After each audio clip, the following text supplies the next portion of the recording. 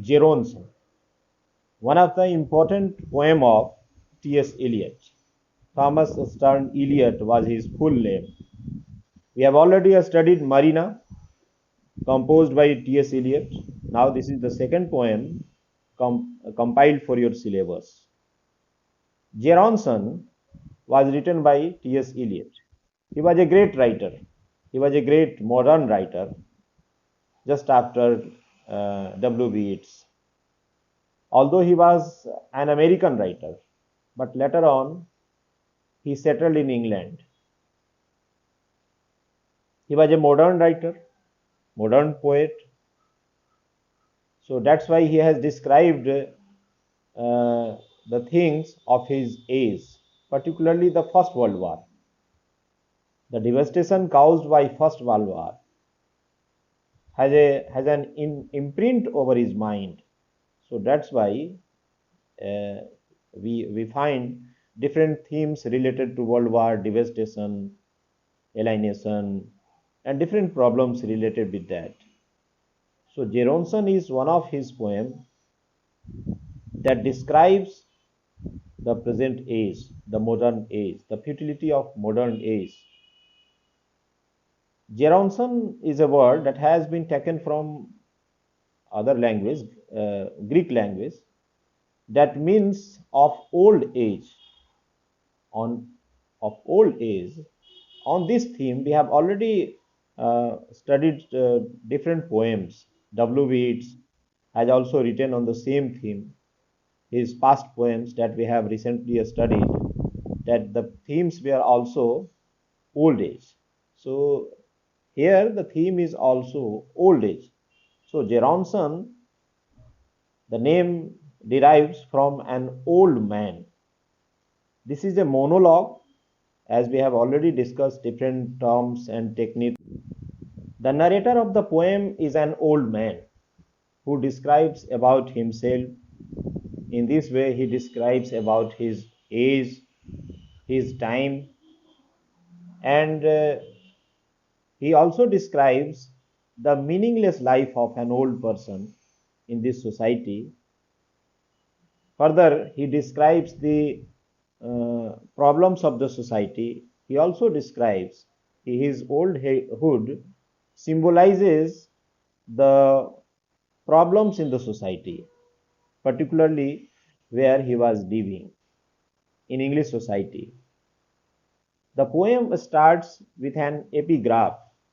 In the same way, in the previous poem, he has also started with an epigraph, no? Latin epigraph. In this poem, he has also started with an epigraph that means, Thou hast nor youth nor age, but as it were an after dinner sleep, dreaming of both. He starts describing the meaning of oldhood, that youth age or old age, it is nothing but just a dream that is seen just after the dinner. So it is quite clear that this poem is going to be on the theme of oldhood. An old person describes declaring himself as an old man. Here I am, an old man in a dry month, weighing read to by a boy waiting for rain. I was neither at the hot gates nor found in the warm rain. The poem starts with a very line that describes about the life of an old person in the society. Geronson is an old man and he speaks himself. Nobody listens, and his intention is not to tell his story to anybody else. It is just like a soliloquy in drama, but their audiences are supposed to listen. But here there is no one. He himself about himself. He speaks about himself. So that's why it is a monologue spoken by a one person, and there is no listener. So he starts in that way. Here I am, an old man in a dry month. Different words symbolize different meaning in his poem. So dry month also symbolizes that Now there is no meaning in this life because he is an old person. So therefore, it is just a dry month. Dry month means it is there is no spirituality in the society. There is no enthusiasm to lead a happy life in the society. So that's why it is just a barren land, as he has described in his another poem, a great poem, Wasteland. So this is just like a wasteland, and he is himself an old man. So there is no meaning of this life. Being read to by a boy, it seems that someone is reading for him and he is listening. Waiting for rain. Rain also symbolizes the arrival of happiness in the life. So that's why, because he was standing, he was living in the dry month, so that's why he is expecting rain. And rain means that he wanted happiness in his life in this world, but there is no happiness. He wanted a spirituality in this society, but there is no spirituality. The people are becoming more and more immoralistic. I was neither at the hot gates. Again, there is a reference from the past that says, I was neither at the hot gates. Hot gates symbolizes a city, a Greek city, where a historic war was fought between the slave men and their masters. So that is a historic part of the history when this war was a historic war. So he clarifies that he never fought any war. He was not the participant, he was not there as a member of the group when the battle was fought. And that was a historic battle. Nor fought in the warm rain. Further, he says that the soldiers, those who are fighting on the borders, those who are fighting for their countries, because at that time when this poem was written, just few years back, this world has seen a very much devastating war called First World War. And Eliot has observed the destruction caused, the havoc caused by this First World War. So that's why he says he never fought in the battle. He was never a soldier in his life. Nor fought in the warm rain, nor knee deep in the salt marsh, heaving a cutlass, bitten by flies, fought. Further, he explains about the life of soldiers. The soldiers, those who are fighting in the war, at the battlefields, this is very difficult life. A soldier's life is a very difficult life because there is no facilities, proper facilities in different situation, in very harsh condition. A soldier is expected to fight. So he clarifies that he has never been a soldier and he never fought any war. So that's why he never felt such problems as the soldiers feel in their life while fighting, no? Having weapons in their arms, in the marshes, in the mud areas, dripping with waters, having a small knife to cut uh, the greeneries where they used to cross, no? Because there are obstacles in their life. So one hand they are very alert to fight with the enemies, second hand they also fight with the cruel nature. So that's why a soldier's life is a very difficult life. But what is the uh, meaning that he wanted to convey? That he has never fought any war in his life. He was never a soldier beaten by flies and flow. No? So these are the problems faced by the soldiers while they are on the battle ground. Further in this stanza, he describes about his house, his life. This is also symbolical, has different meanings that can be explained in a different manner. My house is a decayed house. Decayed house means now it is going to crumble. and it is not a sudden incident. It is not a sudden fact that the house is going to be destroyed. This has already passed its time, and now it is on the very verge of expiry. So therefore, he says that the house where he was living in, it is a decayed house that is going to destroy because it was standing for a long time. So it has expired its time. So therefore, it is a decayed house. What does it show? It means that he symbolizes with this house to this world. The world has also decayed. There is nothing exciting that entices the people to live it. This world has become just like a decayed house, a very dilapidated house, a destroyed house. So this world is not exciting. And the Jew squats on the window sill, the honor. One hand, this is a decayed house that is going to crumble. On the second hand, the Jew is standing there. What does it mean? Jews were very infamous to lend money. They used to be very cruel lenders. Now, we have already seen in the uh, Shakespearean drama Merchant of Venice, where Shylock was a cruel man lending money to the poor people and extorting huge profit, huge interest, no, high interest. So that's why he says that although the house is a rented house and it is a decayed house, and still there is the cruel Jews who are waiting to collect money. So this is the life, this is the world. It is very difficult world, very cruel world. The honor is found in some estaminet of Antwerp, blistered in Brussels, patched and peeled in London. He describes about the city life. The poet describes about these Jews. Jews were very infamous. No? So that's why there was anger against them. In Germany, lakhs of Jews were killed by the German forces, no? Led by Hitler. So in the other countries, they were also hated. We have already observed in the Shakespearean drama Merchant of Venice that the Jew was hated by all because they were the very cruel money lenders and they were not respected in the society.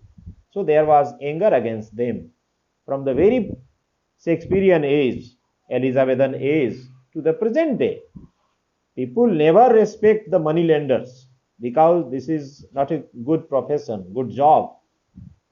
So he further explains that although this house is going to crumble, but still the honor is very cruel in nature to collect the money. It means this life is not a worthy life to lead in.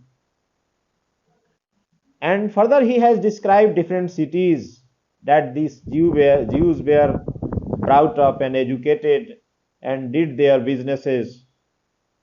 Cruelly, they extort money from the people. The goat, now he changes little bit the tone. The goat crops at night in the field over it.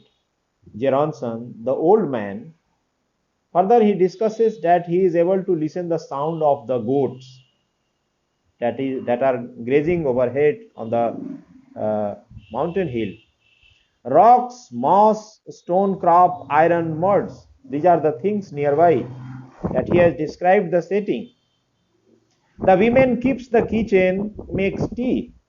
Further, he describes about the women working in their houses. They are making tea, snitches at evening, poking the PVC gutter. It means cleaning the drainage. So these are the pessimistic words that symbolize that the life is not a worthy life. There is nothing exciting that entices us to live this high life. And I, an old man, a dull head among windy spaces. Again, he has directed towards himself that he was an old man. Jeronson was not only an old man, he has also lost his interest in the world. He has lost all his tastes in his life. So therefore, his life was not a worthy life. He further says that a dull head among windy spaces. Signs are taken for wonders. We would see a sign. He explains further about the world. What type of the world has become. What sort of the people are living in this world. The world is a spiritualless city. The people are not a spiritualistic. They don't believe in God. They have become just like an anarchic. So therefore, this world is not a worthy world to live in. In past, what happened? They used to, there may be some situation that God hints something, that the life is not going good, the world is not going on a right path. So therefore, God comes and they used to hint the people to correct themselves. But now the people becoming very unrealistic, because they are non-believer now. They totally depend on science and inquiry. So therefore they have lost their faith. Even if the God comes and beckons that God, people should correct themselves, they are ignoring this. They are not ready to identify the words of the God. They actually think that this is wonder, and they surprise. They ask evidence. They don't believe in God. They don't even believe in the instruction that are shown by the God. They ask for evidence, because this world is not a spiritual world now as it used to be in the past. So that's why he says signs are taken for wonders. What do you mean by signs? That signs are the instruction, the directions shown by the God. But now people don't believe in the God and his directions also. So that's why they used to take it as wonders. They surprise themselves. But they don't believe in God. They don't believe in any of his direction. We would see a sign, but actually we should see the sign, because this world is not a good world. The World War first has caused havoc on the people. Thousands and lakhs of people were killed. Crores of rupees were wasted on wars that was useless, meaningless. So that's why he wanted the people to listen the signs, identify the signs given by the gods. But no, people are not so to identify them. The word within a word, unable to speak a word. Now the knowledge of the people is useless. They are not in a situation to decipher the meaning of the God or whatever they provide for the people. They are not ready to accept. The knowledge has become just a riddle.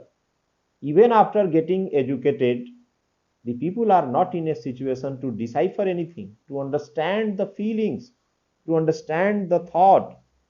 They are not in a situation. So that's why the word in the word has become itself a word, and still it is meaningless, it is useless. The people are unable to understand a word. Swaddled with darkness in the juviscence of the year came Christ the tiger. Because the people, those who are worthless people, those who don't believe in God, don't follow the spiritualistic path of the human, so that's why they are unable to understand the directions and the insights given by the God itself. So they are living in the darkness. In the juviscence of the year came Christ the tiger, because he was one of the believer. He believes in his religion, and his religion was Christianity. In Christianity there was a God named Jesus Christ. So the Christian people suppose him God and they worship him. So in the first birth, Christ came on this earth, and he supported the world. He purified the world. He was the incarnation of peace, non-violence. So therefore, now the time has come to reincarnate himself. So the God is coming, but Christ is not coming as he came last time. Last time he was the symbol of peace. Last time he was the symbol of non-violence.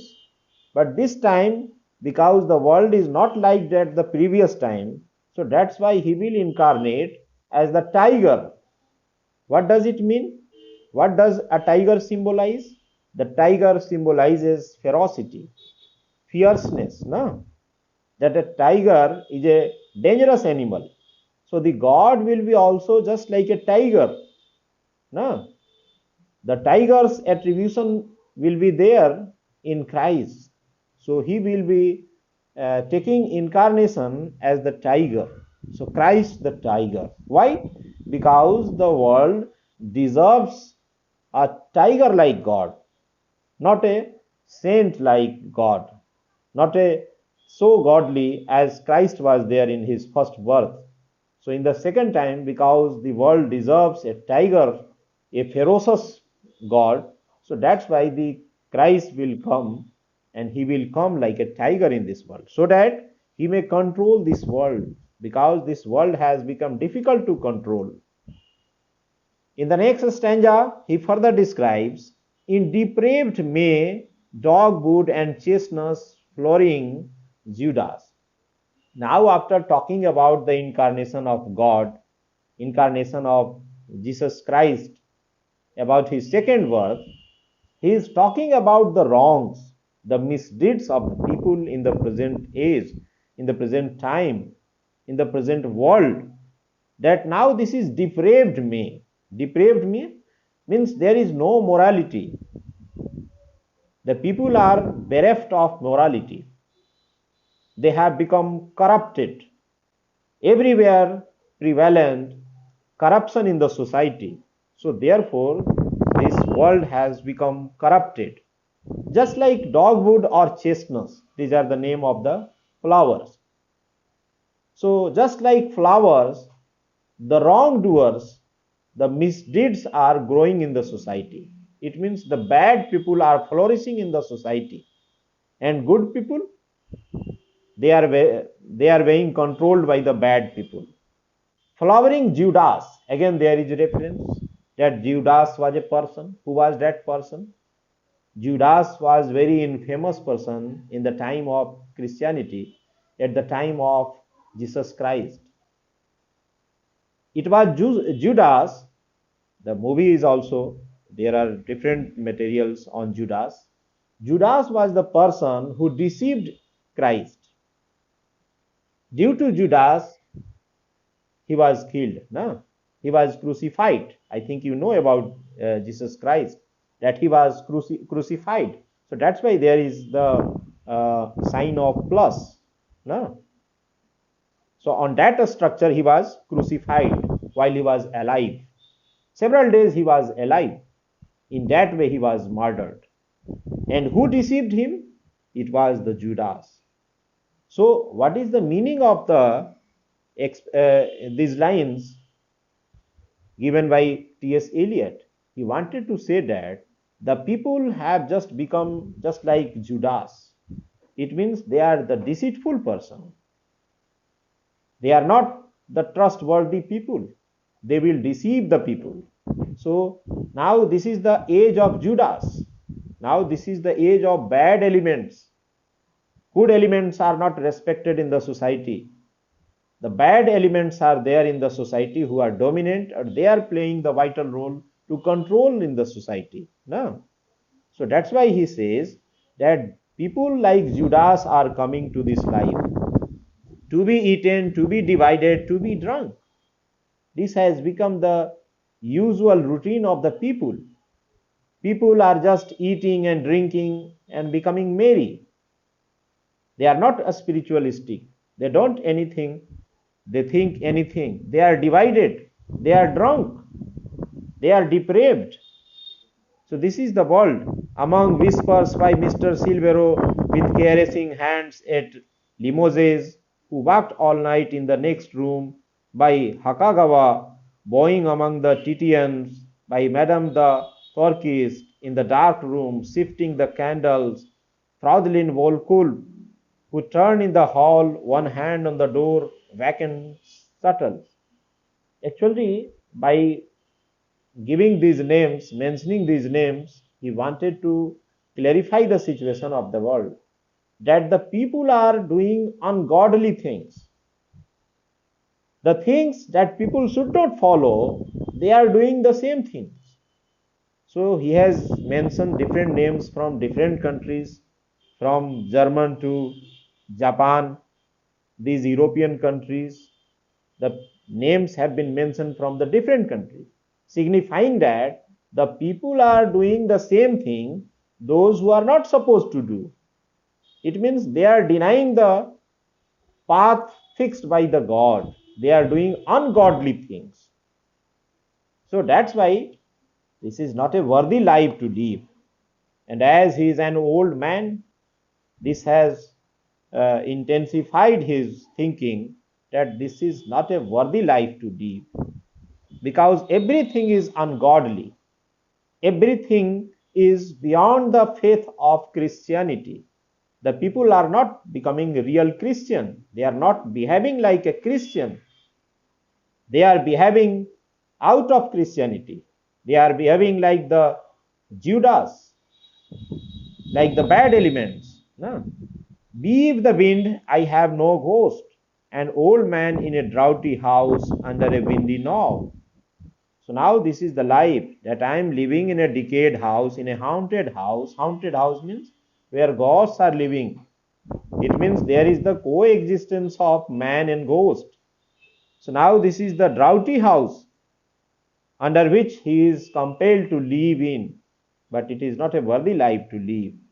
Further, he explains in the other stanzas, after such knowledge, what forgiveness? What knowledge? The knowledge about the world, that the bad people have dominated the world, they are controlling the society, and good people, they are limited, they are confined to their houses, they are doing nothing. The whole world turning from worst to worst, and nobody is taking care of. So, what forgiveness? Who will forgive? The God was the incarnation who forgave the all, who forgave the people. Now, who will forgive? Now, such a God is required that they should not forgive the people, they should punish them. Like the people deserve to be punished.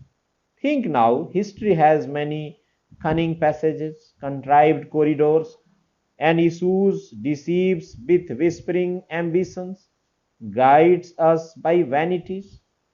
Further, he talks about the knowledge, what type of knowledge we owe in the society, what is the education. Because in the past we have already observed that history is a cunning way. History not only misguides us, it also disturbs us to follow the good things in the life. There are different examples of the robbers, different examples of the people who have misused the world for their vested interest. So, in that way, if we learn from history, we will learn the wrong things. So, that's why it is not worthy to be followed, but still people follow. There may be contrived corridors, uncertain things that is not clear whether it is good or bad. So we can't learn everything from history. Sometimes history misguides us also. No? And people are guided by vanities. No? Different wars were fought just to satisfy their whims. No? There was no need to fight such a war. Different wars were waged. The people were killed. The whole countries were destroyed. What were the reason? The reason were very futile. These were not the proper reasons to fight such a war. And this is vanity. And we should not learn from the any bad incident, bad examples from history. Think now, she gives when our attention is distracted. Now he is talking about the nature of the people, that when the knowledge is provided, people are not attentive. They don't receive it in a proper way. So that's why there is no use of knowledge, because when the knowledge is given to anybody, he is absent minded, he doesn't accept it properly, and what she gives with such supple confusions that the giving famishes the craving. And what is the knowledge? It is also insufficient. It doesn't describe our problem of life. So therefore, the people are more and more craving for knowledge, because their problems got not solution. So therefore, knowledge is not sufficient. When it is given to people, people are not serious, and knowledge itself is not sufficient. So that's why it doesn't pacify the people's mind, rather it intensifies their hunger for knowledge, gives too late what's not believed in. It is also late. That is the another problem, that it is given late, or still, if it's still believed in memory only. If people want to learn, they want just to memorize it. This is not the real knowledge, this is not the real education. In memory only, reconsidered passion gives too soon into weak hands. The another problem is that even if knowledge is provided to the people, people are not the able person, they are not fit to receive the knowledge. Therefore, the knowledge is given to the weak minds, weak hands. It means they are not suitable person to take the knowledge. Suitable person should be given proper knowledge. But now the time has turned in such a way that even if knowledge is there, it is not given to the proper person. That is the problem. The bad people are getting education and they are misusing this education. What thought can be dispensed with till the refusal propagates a fear? People are afraid because they are really not knowledgeable. They are not adequately taught. So that's why they are fearsome. They fear. They are not bold enough to say their words before the world clearly. Think, neither fear nor courage saves us. That is the problem. If we are not courageous enough, who will save? We will be destroyed. Nobody will save us. So there is no courage, and actually it doesn't help us. Unnatural vices are fathered by our heroism. Heroism means the worship of good people. Now it has changed. Now the people are worshipping the bad people. Bad people are respected in the society. Nobody is going to respect the good people. Good people are cornered. They are boycotted by the new generation. No, that has become the situation. So actually vices, the problems, the limitations are respected in the society. The people are worshipping the vices. Vices means the limitations, no? The misdeeds. This is preserved by the bad people. Actually, vices are respected in the society. The misdeeds are respected in the society. Nobody takes care of any good thing. Virtues, now this has become laughable. Virtues are forced upon us by our impudent crimes. Now there is no respect for virtue. Virtue means qualities. The deeds, the good deeds, it is not respected in the society. Nobody takes care of anything like virtue. It is just forced upon by the impudent people, by the bad people. They are talking about the virtues. Only the bad people are talking about the virtues. Good people are silenced. These tears are shaken from the wrath tearing tree. Actually, Eliot should be angry. He should be just like angry like a wrath bearing tree. But he is not angry. He cannot be angry because nobody is going to take care of his anger. So therefore, tears rolling down from his eyes. He is helpless. He cannot do anything for the betterment of society. Nobody is going to listen his talk. Nobody is going to respect his ideas. So that's why now it is the time not to be angry, but to be sad. He is very much unhappy that this society is going in the direction of wrong way. So this is the problems that the author faces. So that's why he has described in this type of world that can be a worthy world where the people should live. In the further stanza, he describes the tiger springs in the new year. What does the tiger symbolize? It is also a dangerous animal. We have already discussed its attribution. No? The tigers are there in the year. They are springing, they are jumping, they are free. It means the bad thing as really it is flourishing. Us he devours. The tiger is ready to attack over us. They are going to eat us, destroy us, finish us. Think at last we have not reached conclusion. But what is the situation? That the bad elements are boldly holding their heads. They are raising their heads. But the good people, good ideas, they are doing nothing. They are just sitting idly. They are not coming to the conclusion that now they should stop. They should be stopped. They should not be allowed to flourish in the society. Still there is confusion. People are not coming to the conclusion that now it's too much. Now its limit has crossed. Now it should be stopped. But no, people are confused what to do. The bad people are flourishing and the good people, they are confined to their houses. They have no control over the society. When I Stephen in a rented house, what can he do? He is living in a rented house. He cannot be angry to these problems. He may be just a sad person in the society.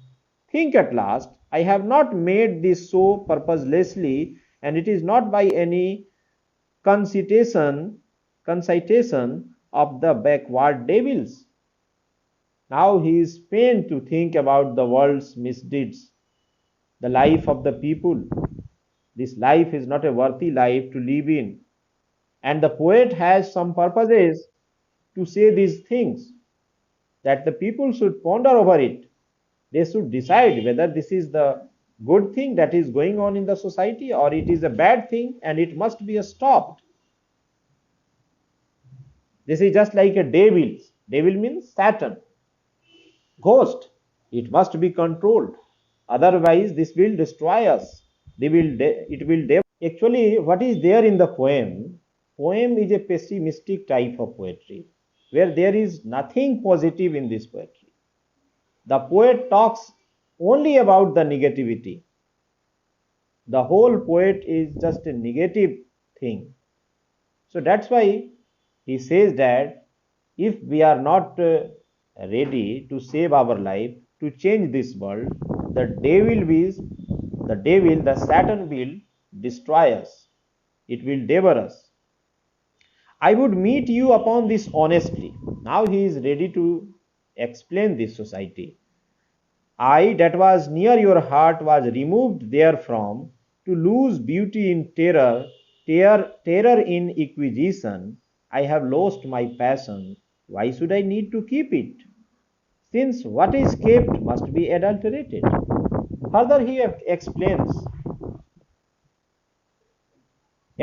this society that if you are ready to listen me, if you are ready to understand the situation, I will describe it, explain it honestly, that there is nothing a good thing in the society. Everything is a negative thing. Negativity is growing in the society. I that was near your heart was removed therefrom.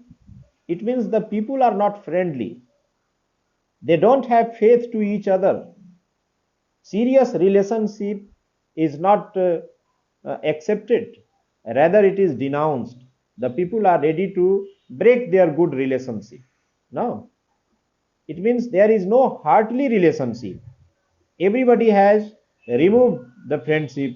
Everybody has removed their relations. Now this has lost, beauty has been lost here. In terror, the beauty is lost. In acquisition, I have lost my passion. Now Jeronson says that he has lost his passion. And further he questions that why he should have this passion. What is the need? If he might have been enthusiastic in his life, what was the purpose? It is purposeless. So it is better to be an old man rather to be a youth in the society. Because what is the life of a youth? They are also sitting idly, they are not doing anything, rather, they are disturbing the society. They have been turned into goons. So, therefore, he says that why should I need to keep it? What is the need of passion? It is better to leave this passion, destroy this passion, because there is a purpose that since what is kept must be adulterated. It means anything that you have in your mind, any quality that you owe, it is to be destroyed, adulterated. This is going to be misused. So therefore, it is not proper to have enthusiasm, any passion, because it is bound to be deteriorated. I have lost my sight. Further, he explains his oldhood, the problems that have come out of this oldhood, that I have lost my sight. Sight means the eye's power. He is talking about these the things that we experience. All the organs that we owe in our body, this is deteriorating. This is ruining. I have lost my sight. It means eyes are not functioning well. I have lost hearing, taste and touch. I cannot hear. It means I have lost my ear. I have lost my touch. It means the feeling capacity is not there. We have lost this touch feeling. Our skins are not in a position to touch or feel. These are our organs. No? How should I use them for your closer contact? Because this old man, being an old man, he feels that he has lost his sense organ. Now he cannot sense in his life. He has no eyes. The eyes, now he has lost his eyes. Therefore, he is not able to see it properly. He has also lost his hearing power. He has also lost his taste. His tongue is not functioning. And touch, this is also a sense organ. Na? Skin is one of the sense organ. It used to feel the things that it touches. So he has also lost its touch feeling. And if there is these things, what is the purpose? There is no purpose because there is no relationship. The people have lost their relationship. There is no need of closer contact. Nobody is in close contact. The peoples are removed from our heart. We don't have any relation with that of our relatives. Further, in the concluding stanza, he describes these with 1,000 small deliberations protract the profit of their chill delirium. Now, this is a different kind of world, and there are different ideas. You can decide in which way you have to think it upon. There are different deliberations, talks, but the people are not going to understand these things.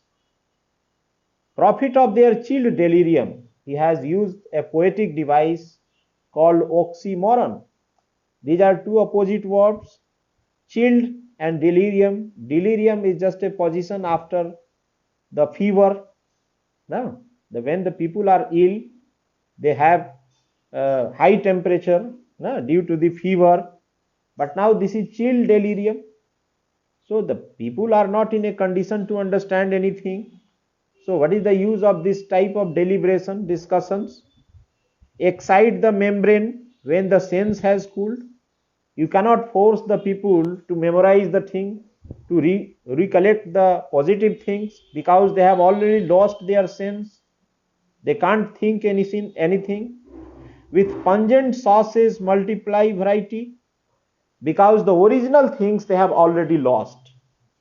The sense organs now are stopped working, so therefore they cannot do anything. They cannot think about anything. So with the futile things, they are just changing their taste. But it is now their life is tasteless. They cannot taste the thing. They can just try to make the variety, but they cannot enjoy the things. In a wilderness of mirrors, this is a wilderness. In one of his poems, Eliot has talked about the wasteland, that this world is just a barren place. There is no fertility where crops can grow. So the whole life, the whole world has become a wilderness of mirrors. What will the spider do? Suspend its operations? Will the weevil delay? Now the one of the spider, one of the insect, it is very laborious insect. It creates its own path to travel. No? It can breeze the two walls. But now they are sitting idle.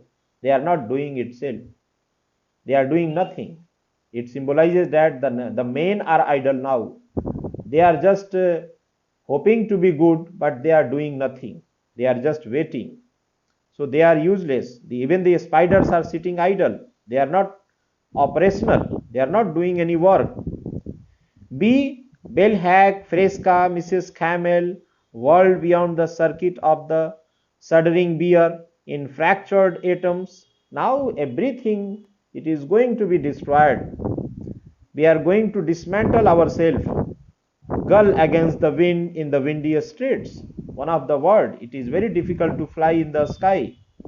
It means everything is silent, everything is idle, not a single person or thing they are doing anything. Or Belle Isle, or running on the horn, white feathers in the snow, the Gulf claims, because these words, the beautiful feathers they are losing in the snow, the Gulf claims, and an old man driven by the trades to a sleepy corner. This is capital trade. No? What does it mean? Trade, it means businesses of this life, businesses in this world. They are making him crazy. They are making him sleepy. It means an old man, being an old man, he is cornered. He is being boycotted by the people. Nobody is respecting him. Nobody wanted his services. Nobody thinks that he is a worthy person, that his knowledge should be respected. He is just cornered. Cornered means nobody is talking to him. Already he has described he is living alone in a decayed house, and now not a single person is ready to listen to him. So he is being cornered and boycotted by the people. Tenants of the house, thoughts of a dry brain in a dry season. So in the concluding line, he declares that this whole life is not a worthy life to live in. They are just tenants of the house. He himself is the tenant of a decayed house. In the same way, the people in the world, they are just a tenant. They have come for a short duration of their life, and at last they will have to live this life. Nobody has come to live here permanently. Those who have come, those who have taken birth here on this earth, they will have to return to the eternity. So therefore, he says that everybody is a tenant, but everybody thinks himself to be the master of the world. Nobody thinks himself that he is just a person. So now this is the thoughts of a dry brain. Dry brain means now he has lost his sense, he has lost his knowledge. This this brain has also dried. So therefore he cannot think anything new. He cannot create new ideas. So that's why he further finally he declares that this is the thoughts created by this dry brain in a dry season. Dry season means, what does it mean? Dry season means there is no crops. This is wilderness, this is wasteland. So any thought cannot help our human life. They cannot benefit us anyway. So therefore this is just a barren land, this is just a wasteland. So therefore he hated this life.